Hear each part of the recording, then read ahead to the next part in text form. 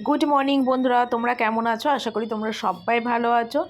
যে যেখান থেকে আমার ভিডিওটা দেখছো তাদেরকে জানাই অনেক অনেক ভালোবাসা। তো দেখো, ঘুম থেকে এই জাস্ট উঠলাম, আর উঠে দেখো শীতকালে তো বুঝতেই পারছো প্রচুর বিছনায় জামা কাপড় থাকে।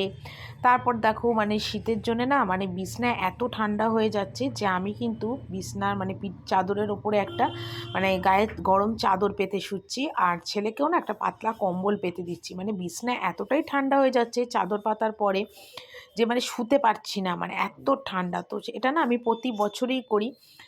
পিঠের তলা দিয়ে বালিশ থেকে একদম যেখানটা আমি শুই সেখানটা একটা চাদর বা শাল পেতে দিই। তো শাল তো গরম হয়, তো শুয়ে খুব আরাম লাগে। আর বাবুকেও একটা কম্বল পেতে দিই। তাহলে কি হয় বলো তো, বিছনাটাও গরম থাকে আর ঘুমটাও খুব ভালো হয়। তোমরাও এরকমভাবে শোবে, দেখবে তোমরাও খুব আরাম পাবে। আমি তো এইভাবেই শুই। তো যাই হোক, আর শীতকালে তো বুঝতেই পারছো জামা কাপড়ও যেমন তেমন, শীতকালে জিনিসপত্রও প্রচুর, বিছনা পাটি অনেক কিছু। তো যাই হোক, বাসি বিছনা তুললাম, তুলে টুলে নিয়ে এবার একটু চা খেতে বসেছি। তো ভেবেছিলাম বাসন মাজতে যাব, তো বাসন মাজতে গেলাম না, কারণ এত শীত করছিল। তো ভাবলাম কি যে না, চাটা খেয়ে একটু শরীরটা গরম করে নিই, তারপরে যাব বাসন মাজতে।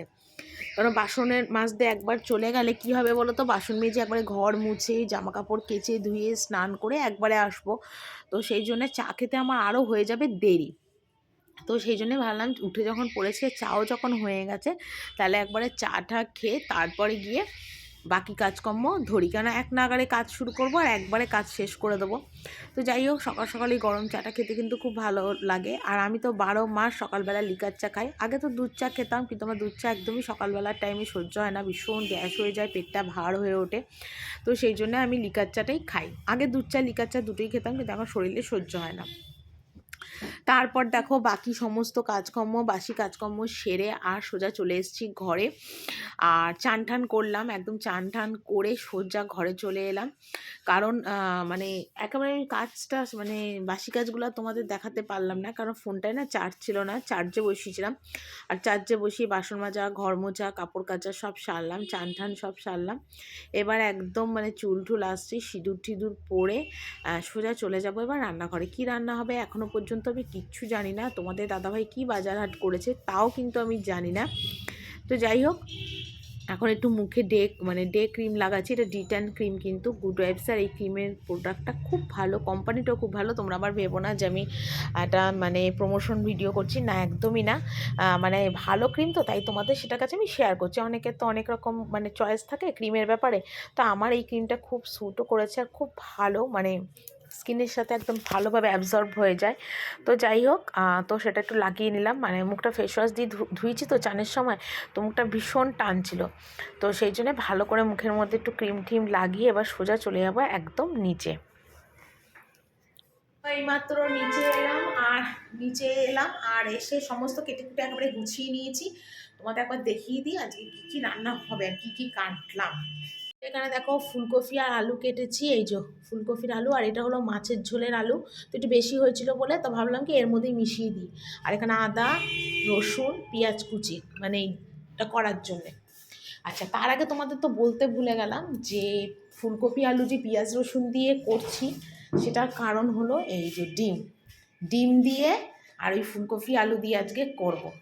তো শীতের মধ্যে একদিনও ফুলকপি আলু দিয়ে ডিম কষা করা হয়নি, তো সেই জন্য সেইভাবে করব। আর এখানে এই যে ফুলকপি আলু দিয়ে শাশুড়ির আলাদা মাছ, ছেলের একটা, ভাগ্নির একটা, তিনজনে তিনটে মাছ হবে। তো ভাগ্নির আর ছেলের ভাজা মাছ থাকবে, আর শাশুড়ি ফুলকপি আলু দিয়ে মাছের ঝোল করে দেবে আদা বাটা দিয়ে। ঠিক আছে। আর এখানে তো মাছের তেল দিয়ে দিয়েছি, আর এখানে ভাত বসিয়ে দিয়েছি, ভাতটা ফুটেও গেছে।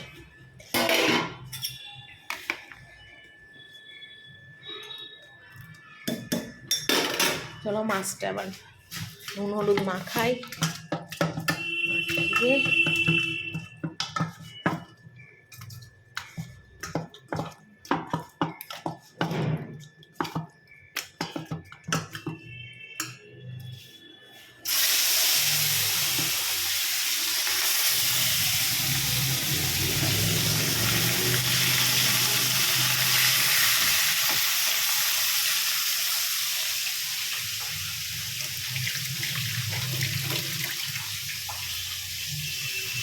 তো ছাদে এলাম, আর ছাদে এসে এখন দেখো জামা কাপড় তুলবো। সকালে যে টুকিটাকি সব কেচেছিলাম সেগুলোকে এখন তুলতে এলাম, আর বাবুকেও গরম জল বসালাম, চান করবে, তো সেই গরম জলটাও বসিয়ে গেলাম।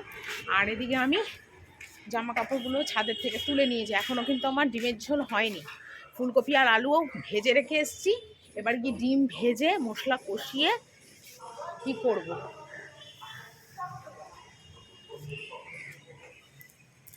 মানে একার হাতে না এতগুলো কাজ আর এখন নিতে পারছি না, আমার শরীরে ফুলোচ্ছে না, মাথা গরম হয়ে যাচ্ছে, পাচ্ছি না। পরে এই ঠান্ডার মধ্যে গায়ে গতরও খুব ব্যথা, প্রচণ্ড গায়ে গতরে ব্যথা হয়েছে। তো চলো ওগুলো তুলে নিই। তো আগে থেকেই তো সমস্ত কেটে কুটে একদম গুছিয়ে রেখেছিলাম। আর এখানে দেখো ফুলকপি আলুটা ভালো করে একটু হালকা নুন দিয়ে ভেজে নিয়েছিলাম। আর এখানে দেখো ডিমটাও কিন্তু হালকা নুন হলুদ দিয়ে ভেজে নিয়েছিলাম। তো পেঁয়াজটা দেখো মানে বেটে দিই না, আমি অনেক দিন ধরেই না পেঁয়াজ বাটা দিয়ে কিন্তু এখন রান্না করি না, পেঁয়াজের বেরেস্তা করে মানে রান্নাটা করি, বেশ কিন্তু খেতে ভালো হয়। পেঁয়াজটা দেখো হালকা করে বাদামি করে ভেজে নিয়েছি।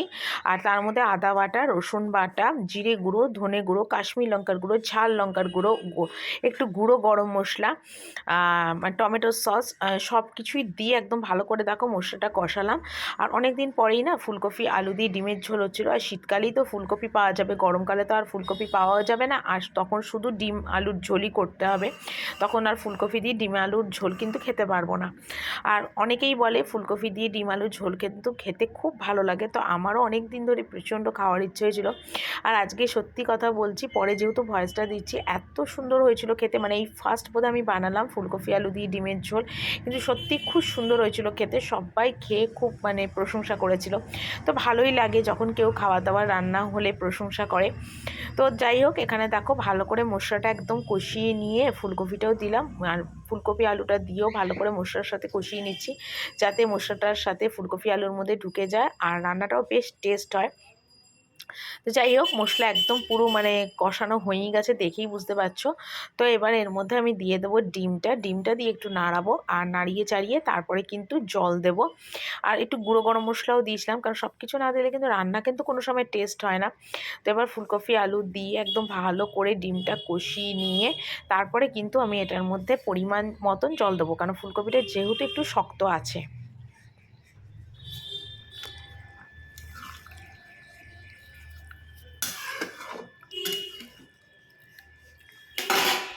চলো রান্নাটা তোমাদের একবার প্লেন দেখিয়ে দিই। প্লেন সাদা ভাত করেছি, আর এই দেখো আজকে যেটা মনের মতো করে রান্না করেছি সেটা হলো দেখো ফুলকপি আলু দিয়ে একদম ডিমের ঝোল।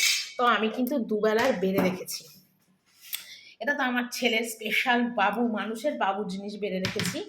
আর এটা হলো রাত্রিবেলায়। আর মাছের ঝোল যে ফুলকপি আলু দিয়ে করেছিলাম ওটা তো শাশুড়ি খেয়ে নিয়েছে দুপুরবেলা। আর একটুখানি দেখো পেঁয়াজ কেটে রেখেছি ভাত দিয়ে খাওয়ার।